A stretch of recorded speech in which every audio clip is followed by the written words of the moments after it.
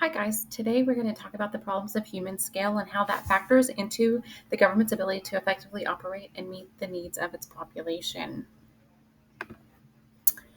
But first we need to talk about Thomas Hobbes' political order. For Thomas Hobbes, political order was not natural, rather it was artificial, and it was constructed by man to avoid anarchy, which was, according to him, the natural state of man. So at any time anybody could do whatever they want, whenever they want, to whomever they wanted to. And in this, the size of the population and the territory is very large. So Thomas Hobbes is going to argue that a coercive government is necessary to avoid this anarchy, which is, of course, what I said, the natural state. So for the government, it was the necessary evil to avoid anarchy. Therefore, people create a compact with the government more out of necessity and survival than anything else. However, what ends up happening is that social groups start forming, according to Don Livingston. You'll have things like clubs, organizations, city governments, like city, state, church, quasi authoritative groups start forming. But however, if they got out of hand, that's when the government would step back in to make sure that they were controlling these authorities. So everything, again, is regulated by the government, and everybody must obey the government. So there are several problems with central authority when we're talking about this.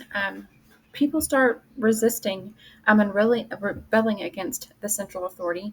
For example, you have the Greeks and Romans, and they rebelled against their central authority with republicanism.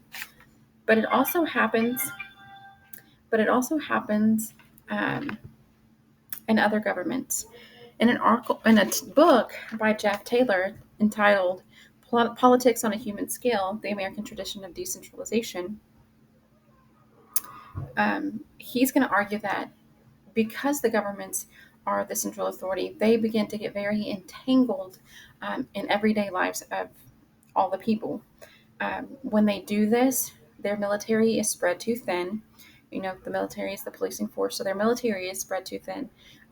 They start creating enemies, and they cannot secure their borders or protect its people, which is primarily what the government is supposed to do, right? That was the whole purpose of the compact, was so that the government could protect the people. So according to Jeff Taylor, a government that presides over a vast expanse of land and a multitude of people does not necessarily bring greater happiness or justice. A proud empire does not necessarily foster greater security than a humble republic. Often the reverse is true. The empire entangles itself in other people's affairs, stretches its military thin in distant places, creates unnecessary foreign enemies, fails to secure its own borders, and fails to protect its own people. So again, thank you for listening about some of the problems associated with the size and scale of political order in the modern world.